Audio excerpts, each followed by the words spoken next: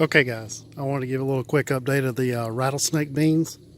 And this is why I grow my rattlesnake beans up on this 8-foot fence. These things grew the entire 8 foot before they even started blooming. And even after they started blooming, they kept growing for probably another 5 or 6 feet. And you can see they're bundled over at the top. Now, I've been picking these beans for about 6 weeks now. And every time I pick, I keep wondering, when are these things going to stop? And every time I pick, I come back and I say, okay, I've picked them all. These things are going to be finishing up. And then I walk out here the next day, and there's blooms. There's blooms, and then it starts putting off new runners of green beans.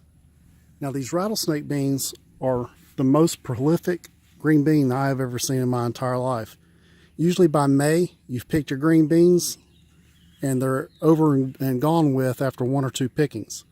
That's especially true with like contenders, your bush snap beans.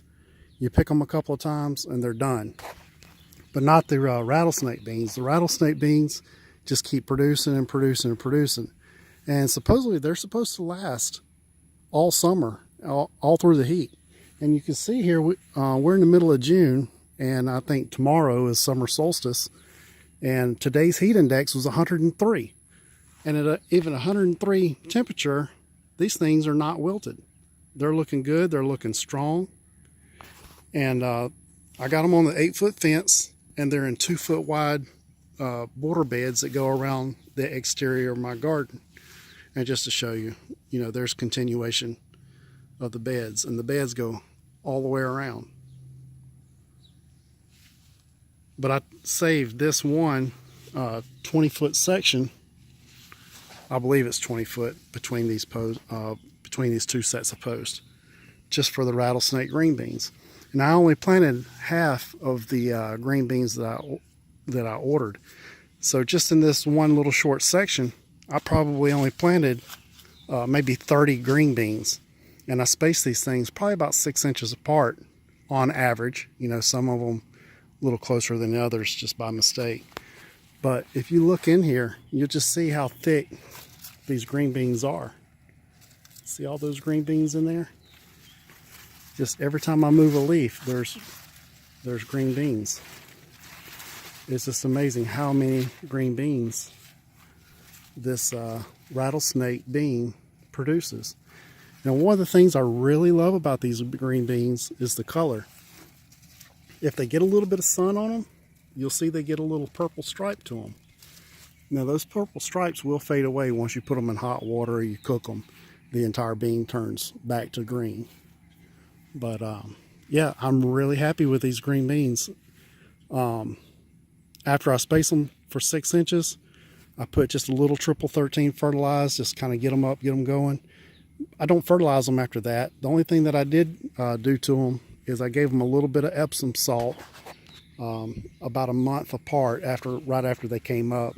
I gave them a little bit of that, and I think that's what's keeping them green. But we've had a lot of rain here lately, and these things just don't seem to stop.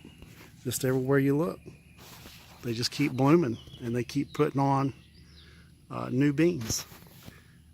So about every 3 days I have to come out here and pick these things, and I'm getting a grocery sack full every time that I come out.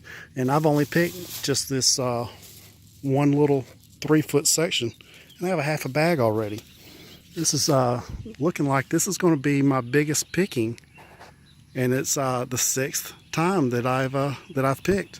I'm going to pick this the rest of this section, that other panel over there, and then I'll go on the other side of the fence and I'll pick along the back side.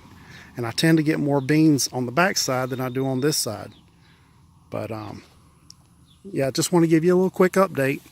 And try rattlesnake green beans, and try them on a tall fence.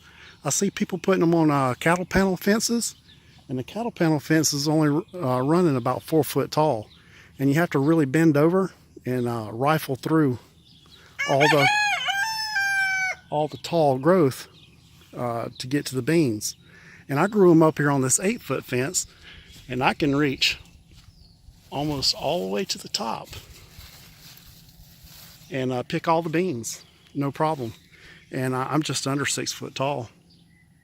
So, okay, well, thank you very much.